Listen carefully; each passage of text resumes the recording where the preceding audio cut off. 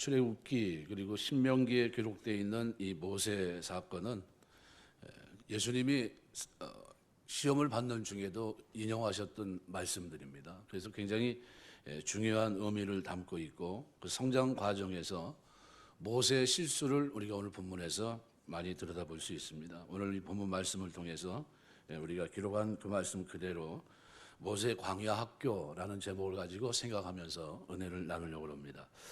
모세의 성장 과정에서 교육은 크게 세 가지입니다. 어머니와 떨어지기 전의 교육, 그죠? 우리가 보통 젖먹이 때 받는 교육이라고 합니다. 우리 부모님들이 안고 지금은 뭐 모유를 먹였던 때, 그때 찬송 부르고 기도하고 했던 그 교육이 아니겠냐. 그다음에 이제 공주를 만나서 이제 모든 애굽의 문화를 그리고 모든 교육을 섭렵했던 그때, 그리고 교육이 끝난 후 자기의 정체성을 발견하면서 이 이스라엘 백성들을 구원하기 위해 자기의 힘을 기울였던 그때입니다. 이렇게 세 교육 과정을 통해서 자신의 삶을 표현하고 있다고 한다면 결과적으로 자기의 삶은 실패입니다. 그래서 동족에게도 살갑게 다가가지 못했고 애굽 왕족에 있으면서도 결국 그들로부터도 죽임을 당할 수밖에 없는, 그래서 도망자의 세월을 보낼 수밖에 없었던 비참함이 자기가 40세까지 경험했던 일들입니다. 하나님은 하나님의 백성들을 쓰실 때 반드시 하나님의 방법을 가지고 교육된 사람들을 쓰십니다. 그래서 오늘 본문에 보시면은 모세의 처음 행동이 11절, 12절 말씀에 기록이 되어 있는데 2장 11절, 12절 말씀에 보면 모세가 장성한 후에 이렇게 얘기합니다. 한 번은 자기 형제들에게 나가서 그들이 고되게 노동하는 것을 보더니 어떤 애굽 사람이 한 히브리 사람 곧 자기 형제를 치는 것을 본지라 좌우를 살펴 사람이 없음을 보고 그 애굽 사람을 쳐 죽여 모래 속에 감췄다. 이때만 해도 하나님의 힘 이게 아니라 자기의 힘, 능력, 자신이 가지고 있는 경험 이런 것들 배경으로 살았던 사람입니다. 결국 결과가 어떻게 됐습니까? 애굽을 떠나 미디안 광야로 도망가게 됐고 이 모습을 사도행전 7장 말씀에서는 23절부터 29절 말씀을 보니까 모세 행동에 대해서 이렇게 표현합니다. 모세가 애굽 사람의 학수를 다 배워 그 말과 행사가 능하더라. 나이 40이 되매 그 형제 이스라엘 자손을 돌아볼 생각이 나더니 한 사람의 원통한 일 당함을 보고 보호하고 압제받는 자를 위해 원수를 갚아 애굽 사람을 쳐 죽이니라. 저는 그 형제들이 하나님께서 자기의 손을 빌어 구원하여 주시는 것을 깨달으리라 생각하였으나 저희가 깨닫지 못하였더라. 왜 그랬을까요? 아직 40년이 덜 됐습니다. 무슨 얘기냐면요, 오늘 본문 말씀과 사도행전 말씀에는 모세의 행동에 잘못된 점을 지적하고 있는데 그 행한 일은 열심히 있었지만 하나님에 대한 지식은 없었다는 것을 보여줍니다. 사람을 죽인 행위는 믿음과 거리가 먼 겁니다. 그래서 오늘 본문에 보시면 좌우를 살펴 사람이 없음을 보고, 우리 신앙생활은 뭡니까? 코란데오에 신전 앞에 하나님을 모시고 사는 삶입니다. 여러분, 우리가 하나님 섬기며 사는 동안 좌우를 살피지 보시고 어딜 봐야 됩니까? 위 쳐다보시길 주의 이름으로 축원합니다. 여러분, 하나님이 저와 여러분을 보고 계세요. 불꽃 같은 눈으로 감찰하십니다. 아주 마음 깊은 곳까지 어제 세세히 헤아리고 계세요. 그 하나님이 나를 보고 계세요. 불꽃 같은 눈으로. 모세는 그때까지만 해도 하나님 인식이 좀 없었던 것 같아요. 그래서 뭐 사람을 죽이는 행위는 해야 됩니까? 하지 말아야 될 행위입니다. 그러니까 하나님의 지배를 받지 않은 자기의 의지, 자기의 열심, 자기의 방법, 이것이 모세의 삶이었습니다. 모세는 하나님께서 이스라엘 백성을 구원하시려고 하시는 뜻을 몰랐던 건 아닙니다. 분명히 압니다. 그리고 그 일은 자기를 통해서 하실 것이라는 확신도 있었어요. 왜요? 어렸을 때 성장 배경을 자기가 이미 알고 있기 때문이에요. 자기가 왜 모세가 됐는지 이런 의미도 알고 있습니다. 물에서 건진 자라는 의미가 그냥 나온 말이 아니기 때문에 그의 행동은 그렇지만 실패했습니다. 왜냐하면 하나님의 계획에 뿌리를 둔 삶이 아니기 때문입니다. 인간의 계획만으로는 이 땅에 부흥이 오질 않습니다. 하나님이 역사하셔야 되고 하나님이 도와주셔야 되고 하나님이 계획하시는 도모가 있어야 됩니다. 하나님의 주권적인 역사가 필요하다는 겁니다. 그래서 역사 속에 보면 부흥은 크게 두 가지 큰 부흥 운동이 일어났습니다. 조나단 에드워드를 통해서 1차 대각성 운동이 일어났을 때가 있고, 또 두 번째는 19세기 중반에 찰스 피니를 통해서 2차 대각성 운동이 벌어집니다. 두 가지 부흥의 운동은 약간의 의미, 뉘앙스가 다릅니다. 1차 주권, 이거는 뭐 하나님의 주권만 의지하고 부흥 운동, 하나님이 함께하지 않으면 더 이상 부흥은 없다. 그리고 하나님의 의지했던 부흥이라면 19세기 중반에 찰스 피니를 통해서 2차 대각성 부흥 운동이 일어났을 때는 하나님의 은혜도 필요하지만 방법론도 필요하다. 우리의 계획, 도모 위에 하나님이 기름을 부어주셔야 된다. 아주 구체적입니다. 기도할 때 하나님께서 기름 부어주신다라는 이런 취지 속에서의 역사 부흥 운동을 일으켰습니다. 문제는 이 두 가지 방법을 다 쓰셨다는 거예요. 사사기서를 보면 하나님이 구원하시는데 사사가 쭉 나와요. 다 틀려요. 오른손잡이도 있고 왼손잡이도 있고, 그죠? 뭐 농부도 있고 여자도 있고, 뭐 말로 표현하면 어떻게 이렇게 구원자가 되지? 숨어 있던 사람도 있고 전혀 다릅니다. 그런데 다양한 방법이지만 하나님이 어떻게 해요? 그들을 통해 구원하십니다. 그러니까 하나님은 한 가지 방법으로만 일하시는 분이 아니라 다양한 방법으로 일하십니다. 그렇다면 하나님 나라에서 인간의 계획은 어느 정도까지 참작이 되겠습니까? 인간 계획의 근본이 하나님 안에 있을 때에만 쓰임 받는다는 것을 우리가 기억하셔야 됩니다. 모세는 우리가 볼 때 준비가 잘 된 사람이에요. 왕궁에서 왕자 교육을 받았고 애굽 학교에서 신학, 우리가 말하는 천문학, 의학, 수학 모든 지식을 섭렵했습니다. 애굽의 말, 행사가 능하게 됐다. 그런데다가 뭐예요? 지위까지 있어요. 그럼에도 불구하고 그가 40세 시도했던 히브리 민족 해방 운동은 실패합니다. 실패한 이유는 뭡니까? 그 계획이 하나님으로부터 허락받은 계획이 아니기 때문이에요. 하나님은 어떻게 해요? 기다리셨어야 돼요. 조금 더 기다렸어야 됩니다. 그 당시 모세는 하나님 영광을 위해서 모세 가지고 있던 자기의 힘, 자기의 방법, 자기의 지혜를 썼습니다. 근데 실패해요. 하나님의 뜻을 위해 하나님의 영광을 위해서 내 방법을 썼는데 그것이 다 아무 의미가 없었습니다. 모세는 실수한 이유는 딱 한 가지. 하나님의 때를 기다리지 않았고 자신이 스스로 계획을 세워 미리 설쳐대다가 무너졌던 겁니다. 우리가 신앙생활하면서 하나님의 뜻을 묻고 기도하는 여러분 되시길 주의 이름으로 축원합니다. 하나님의 때를 기다릴 줄 알아야 돼요. 사람은 인간의 의도로 변화되지 않습니다. 사람들 마음속에 깨우침을 주는 것은 오직 성령 하나님밖에 없어요. 성령이 찾아와 주셔야 돼요. 그분이 찾아와서 우리 생각에 지각에 우리의 잘못됨을 드러내 주셔야 우리가 회개합니다. 회개가 안 돼요. 자기 뜻대로 살다가 회개가 됩니까? 안 돼요. 어떤 사람이 9988 얘기하더라고요.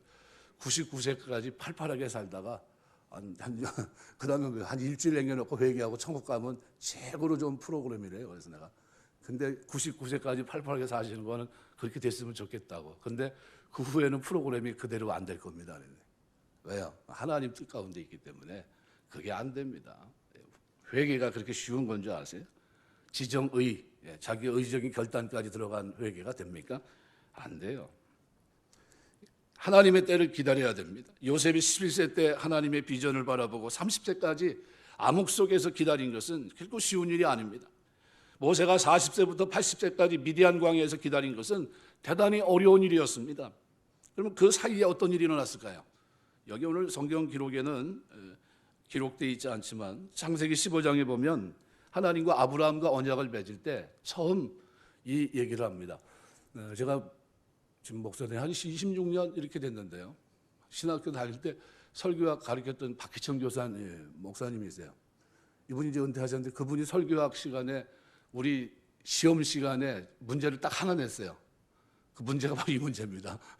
뭐냐면은 430년 후에 왜 이스라엘 백성이 왜 이런 과정 속에 있었는지 성경적으로 대답하고 기술하라. 이게 한 문제 딱 나온 거예요. 근데 그 창세기 15장에 보면 13절에 뭐라고 얘기하냐면 그들은 400년 동안 내 자손을 괴롭게 하리라. 누가 정한 겁니까? 하나님의 언약 속에서 말씀하신 거예요. 그럼 그 언약이 이루어집니까? 안 이루어집니까?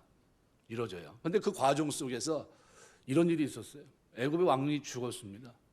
애굽의 왕이 죽었는데 그러면 누가 자기 공주가 이제 뭐 왕비로서의 이제 말 그대로 애굽을 다스릴 수 있는 권한이 주어진 겁니다. 그래서 아들에게 얘기를 합니다. 모세에게 야 아버지 돌아가셨으니까 네가 가장 높은 위치다. 네가 이 나라를 다스리면 좋겠다.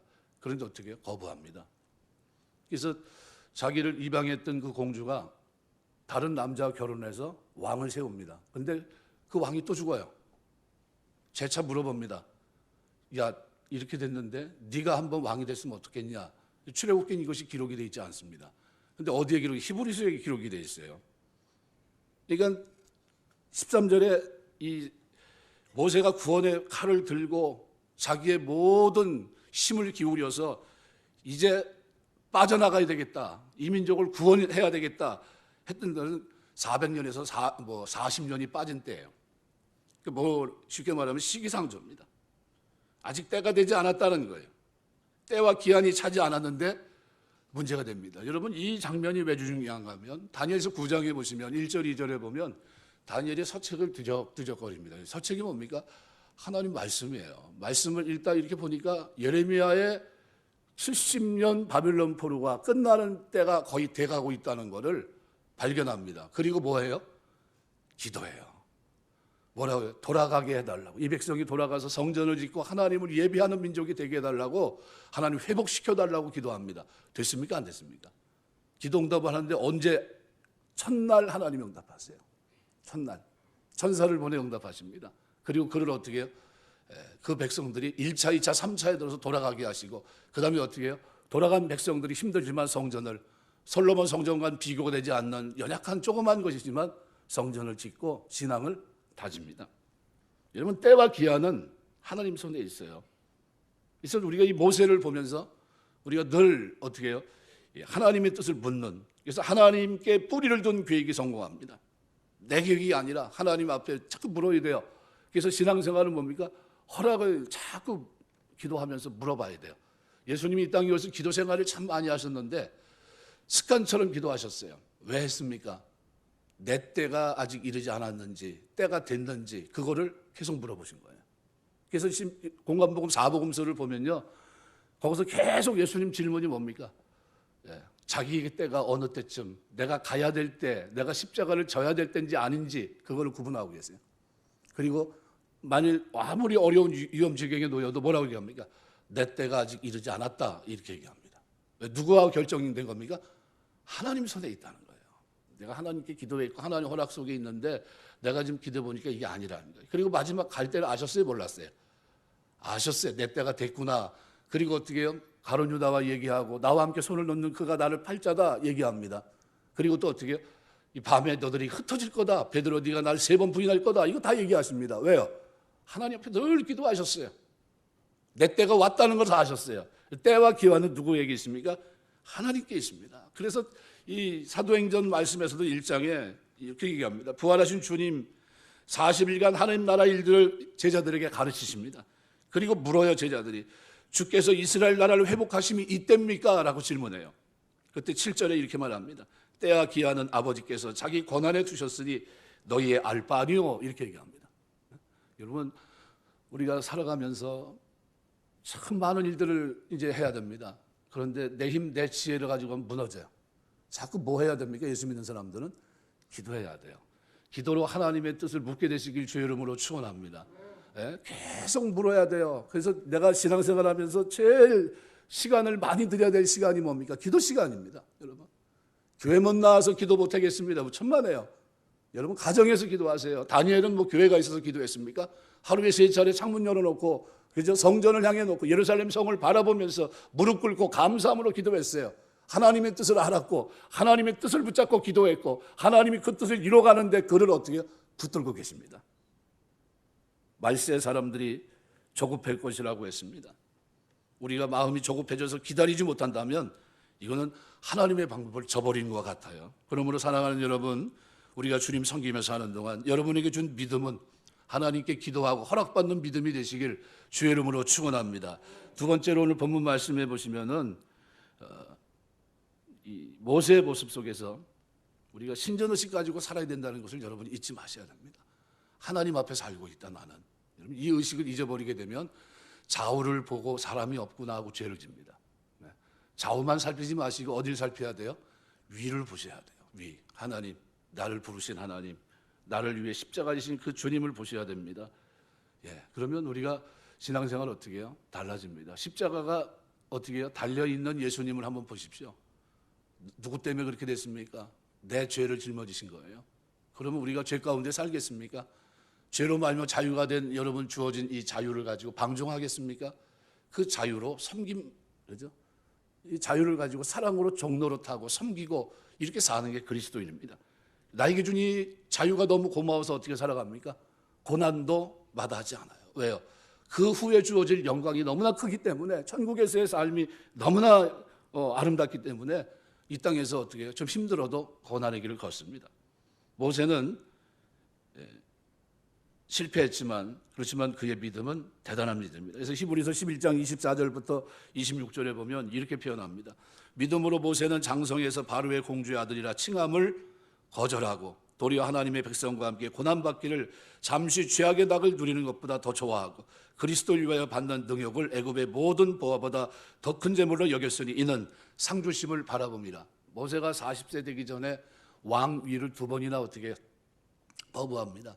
히브리 기자가 그 얘기를 하고 있는 거예요. 왜 그랬을까? 그는 믿음의 사람이었고 그는 하늘의 상 주심을 바라봤기 때문이다. 이 얘기를 하고 있는 겁니다. 모세는 믿음으로 선택했다는 거예요. 여러분, 자기가 왕이 될 수 있었어요. 그리고 얼마든지 기회가 있었고 공주는 그거를 2번이나, 그래서 모세 나이 20세 때 어머니 공주가 모세에게 네가 왕을 해라 했는데 모세는 거절합니다. 할 수 없이 공주는 다른 남자 결혼해서 남편으로 왕위 앉게 하고 애굽을 통치합니다. 그런데 불행하게 그 남편이 또 죽었어요. 다시 한번 애굽 통치의 기회가 모세에게 주어졌어요. 모세는 또 거절합니다. 그리고 이 명예 부귀를 뒤로 하고 어떻게 해요? 자기 방법으로 좀 기다렸어야 되는데, 더 자기가 은혜 가운데 깨졌어야 되는데, 그런데 기다리지 못하고 어떻게 해요? 하나님의 때를 오버해서, 그죠? 오기 전에 하나님과 묻지 않고 자기 힘으로 하려고 했어요. 그래서 어떻게 돼요? 동족에게도 미움받고 애굽에서도 쫓겨나고 미디안 광야로 흘러간 겁니다.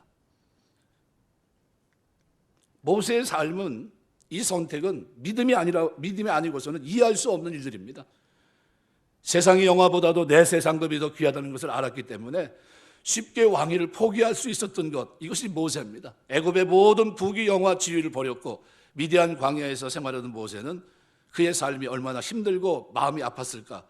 그때 얼마나 괴로웠으면 아들을 낳고 그 이름을 게르솜이라 짓습니다.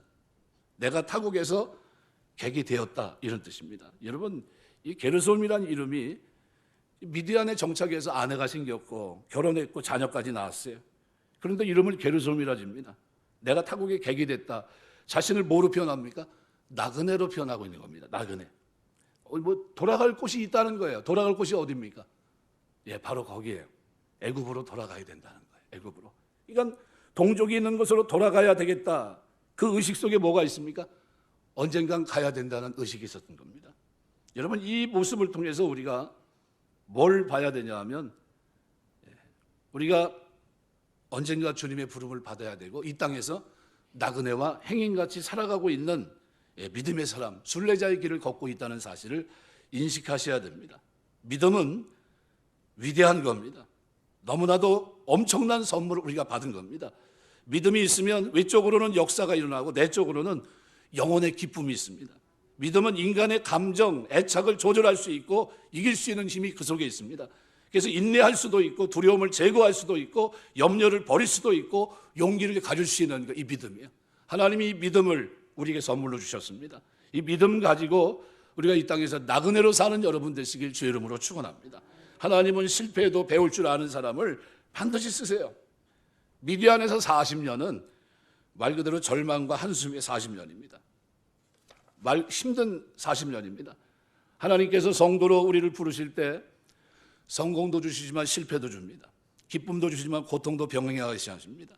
그런데 성공을 위해서 처참한 실패가 필요하다는 것을 보여준 것이 뭐냐면 바로 모세의 삶입니다.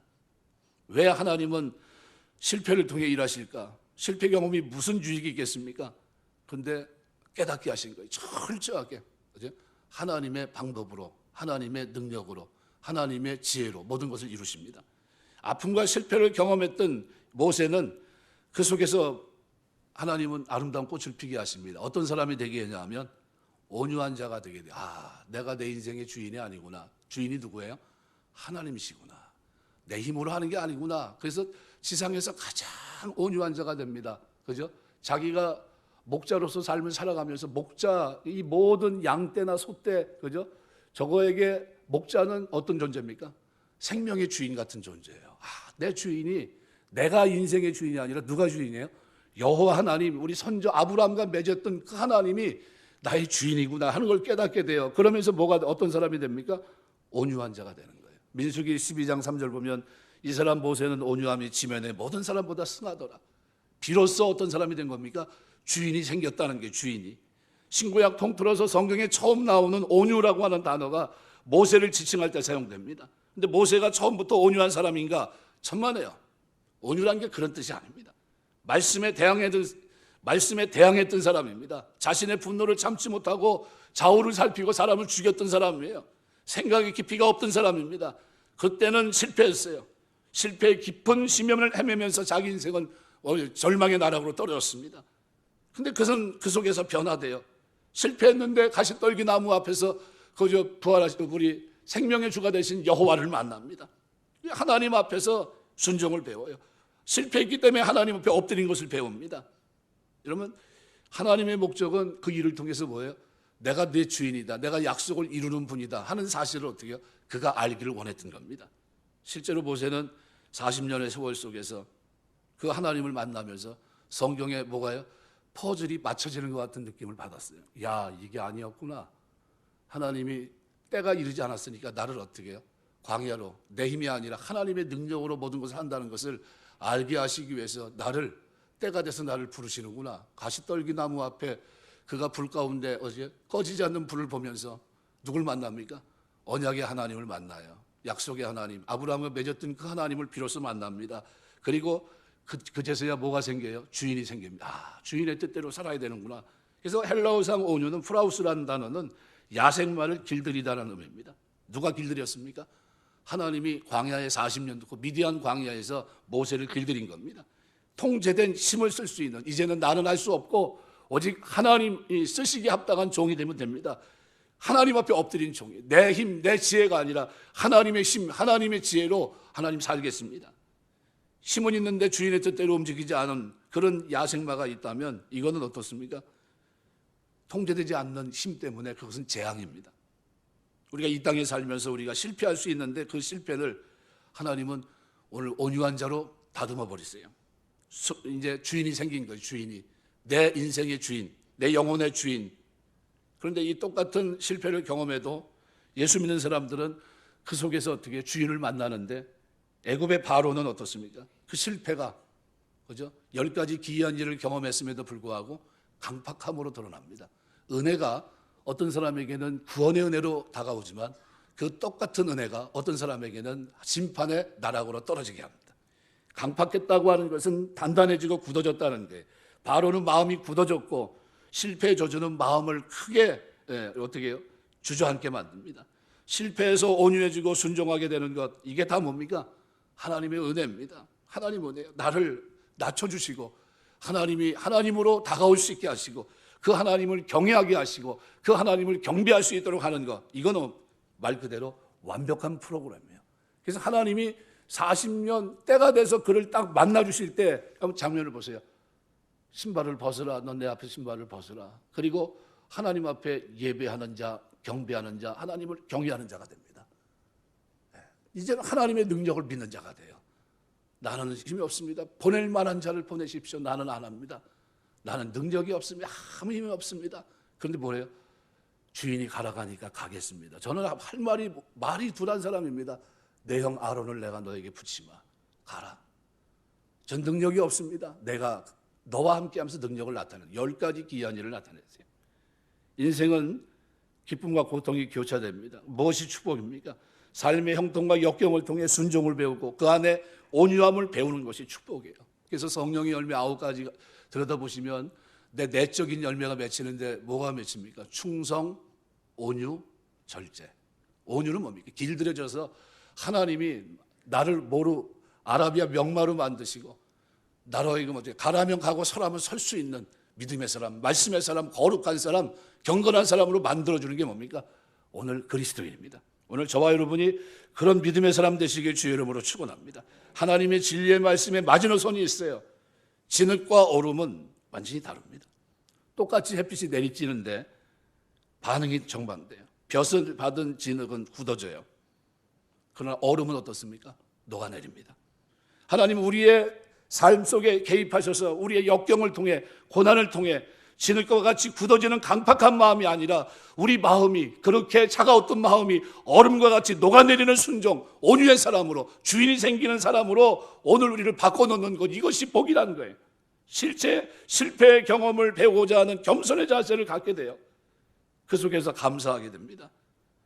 여러분, 모세는 이와 같은 놀라운 축복 속에서 하나님의 일들을 감당하게 됩니다. 마지막으로 오늘 본문은 모세가 그러면 자기 인생을 회복하고 이제 끝날 거 아닙니까? 그게 신명기 말씀이에요. 이 신명기 말씀이 왜 중요한가 하면 그리스도인의 정체성을 모세가 어떻게 해요? 이제 쓰임받고 난 후에 결론을 내린 겁니다. 이스라엘 백성들이 40년이라는 기간 동안 광야 생활을 마치고 가나안 입성을 이제 목전에 뒀습니다. 1세대들은 다 어떻게 됐습니까? 예, 다 죽었죠.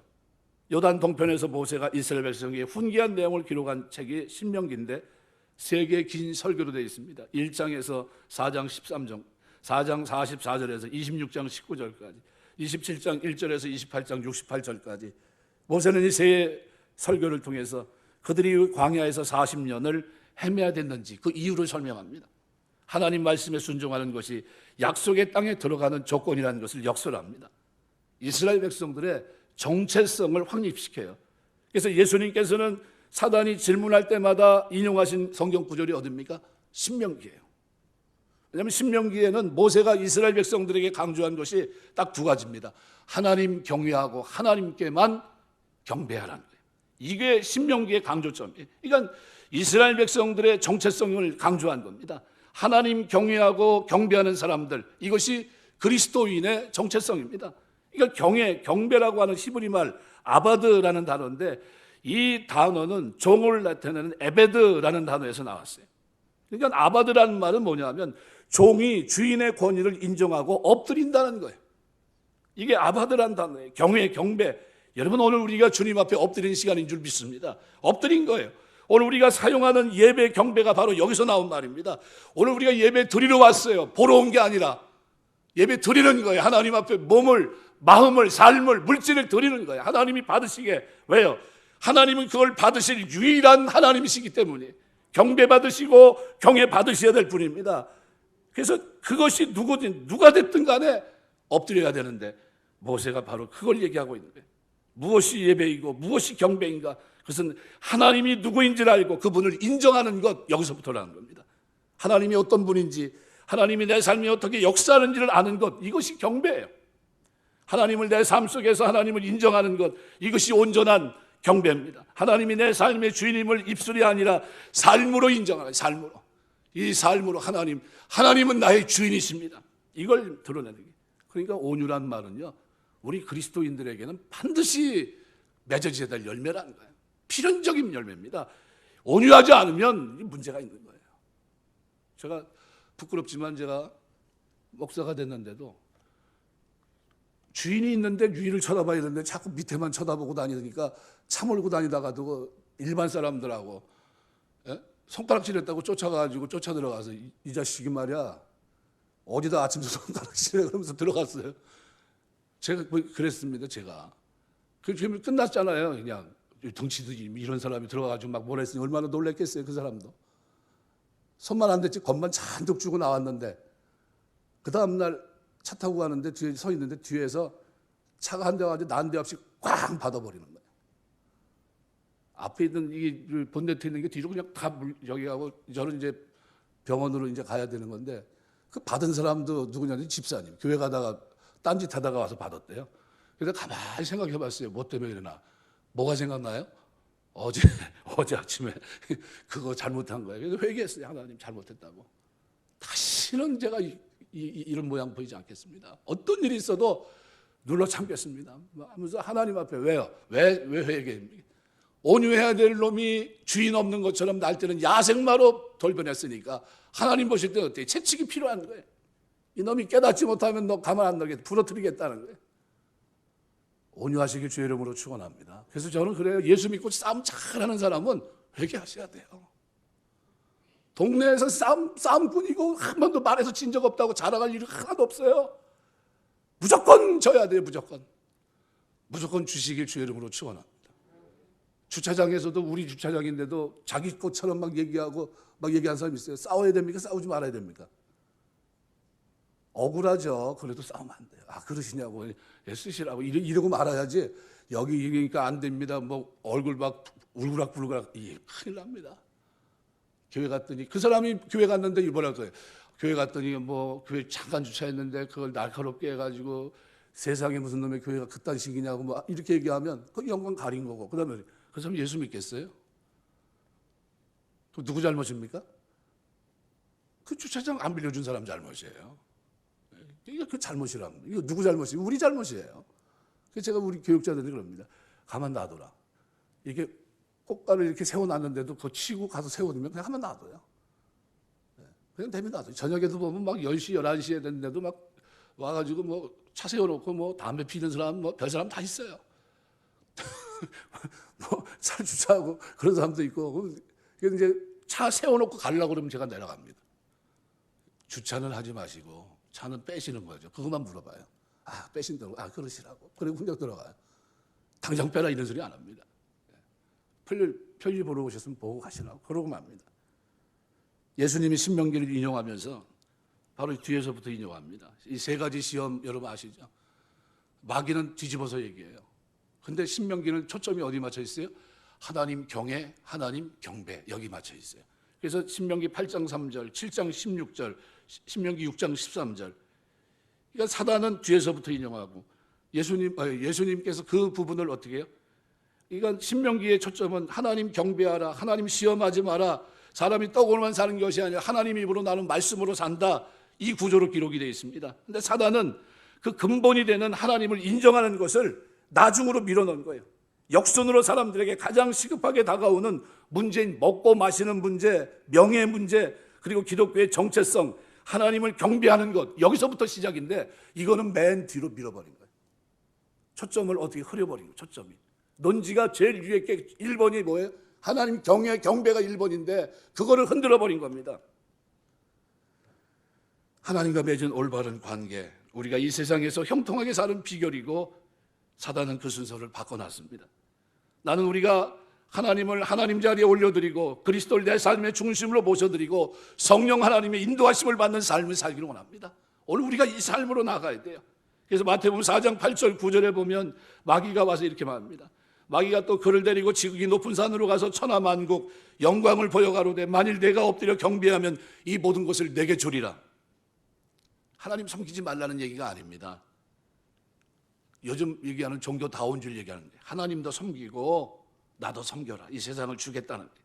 나 인정해라. 나 사단도 인정하라. 그러면 나도 너에게 그에 상응하는 대가를 주겠다는 겁니다. 하나님을 섬기지 말라는 게 아닙니다. 하나님도 섬기고 나도 섬기라는 거예요. 그럼 이스라엘 백성이 실제로 어떻게 살아갔습니까?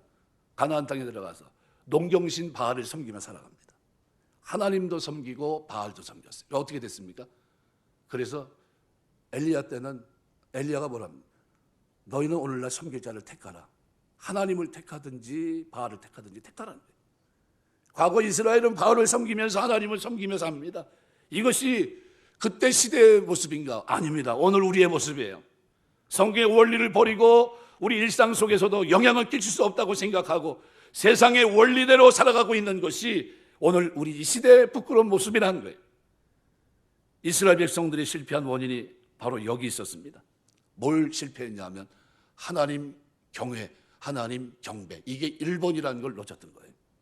그러면 신명기의 메시지의 결론은 뭡니까? 하나님 경배, 경외, 이것이 우리의 정체성이라는 거예요. 이거를 전달한 거예요. 모세가 나는 너희 가나안 땅에 같이 들어가지 못하지만 너희 정체성을 놓치지 마라. 하나님 경외하고 경배하라. 이것을 얘기했던 겁니다. 모세는 지난 40년의 역사를 통해 자신들이 실패한 이유가 하나님을 경외하지 않았고 그 하나님만 경배하지 않았기 때문이라는 것을 뼈저리게 느낍니다. 그래서 하나님이 경외하는 것이 약속의 땅에 들어가는 비결이고 하나님을 경외하는 것이 우리가 이 세상에서 순종, 승리하는 삶을 살아갈 수 있는 필요 충분 조건이라는 것을 역설했던 겁니다. 이러한 신명기의 특성 때문에 예수님께서 시험을 받으시면서 40일 줄이시고 시험을 받는 중에 뭘 가지고 인용하십니까? 신명기의 모세 설교를 그대로 인용하신 거예요. 다시 말하면 그 얘기는 그리스도인의 정체성을 놓치지 말라는 거예요. 우리 주님은 바로 그 얘기를 하고 있는 거예요. 정체성이 뭡니까? 우리는 하나님만 경외하고 그 하나님만 경배하는 거예요. 이것이 오늘 우리의 삶에 있게 되시길 주의 이름으로 축원합니다. 말씀 맺겠습니다. 오늘 본문의 모세의 실패는 하나님의 말씀을 저버렸기 때문이에요. 자기 힘으로 하는 게 아닙니다. 하나님은 하나님의 능력으로 하나님 언약을 기억하시고 성취하시는 그런 분입니다. 그런데 모세가 광야에 입학하면서 사람이 달라져요. 하나님께서 그 일꾼들을 만드는 방편입니다. 다윗도 기름 부음 받고 광야에 입학합니다. 10년여 동안의 도망자의 세월을 보내요. 어렸을 때부터 따지면 거의 20년 가까운 세월을 광야에서 보냅니다. 그때 뭘 배웁니까? 고난 속에서 하나님이 함께 하시고 하나님만 경외하는 것을 배웁니다. 인격을 다듬어 놓습니다. 사울왕의 옷자락 자른 것까지 회개할 정도로 온유한 사람으로 그를 바꿔놔요. 사자를 이기는 용맹한 사람이었는데 그가 부드러운 사람으로 한 말씀 앞에 순종하는 사람으로 바꿔놓습니다. 골리앗을 이길 때 용맹함에다 겸손함과 온유를 갖춘 사람으로 이스라엘 백성을 다스릴 수 있는 그와 같은 왕으로 그를 만들어 놓으십니다. 광야학교 출신이 많습니다. 야곱도 요셉도 그들의 인생 중에 있었던 고난 그 자체로 끝난 것이 아닙니다. 그들의 삶의 온유함으로 나타났고 하나님은 그들을 축복하십니다. 바울은 신약시대 대표적인 광야학교 출신입니다. 아라비아 광야에서의 3년은 사울이 바울이 되는 기간입니다. 스데반의 죽음을 옷을 지키며 지켜보고 있던 그가 성경은 그를 향해서 뭐라고 표현합니까? 잔해하던 자라고 표현합니다. 잔해하던 자, 사람을 죽이던 자라는 겁니다. 그런 바울이 겸손하고 사랑할 줄 아는 사람으로 온유한 사람으로 성령의 열매를 말하는 사람으로 전혀 다른 사람으로 새로 태어납니다. 주인이 생겼기 때문이에요. 광야학교를 통과하면서 우리는 비로소 주인이 생겨요. 주님입니다. 그 주님 앞에 우리가 엎드려서 하나님의 뜻을 묻고 기도하면서 순종하면서 하는 사람이 됩니다. 이것이 예배이고 경배이고 찬양이고 그 속에 하나님은 하나님의 일을 이루어가는 데 쓰임받는 도구로 오늘 우리를 바꿔놓는 거예요. 그러므로 광야는 축복입니다. 감사한 건 우리가 이 광야 학교를 통과하시는 분들이 참 많다는 거예요. 우리 교회가 장점이 뭐냐? 우리 교회는 좀 연세들이 많아서 뭐 이렇게 얘기하더라고요. 내가 거꾸로 얘기합니다. 저는 항상 우리 교회는 광야 학교를 통과하면서 많이 울어본 사람들이 있어서 감사하더래요. 많이 우시길 주의 이름으로 축원합니다.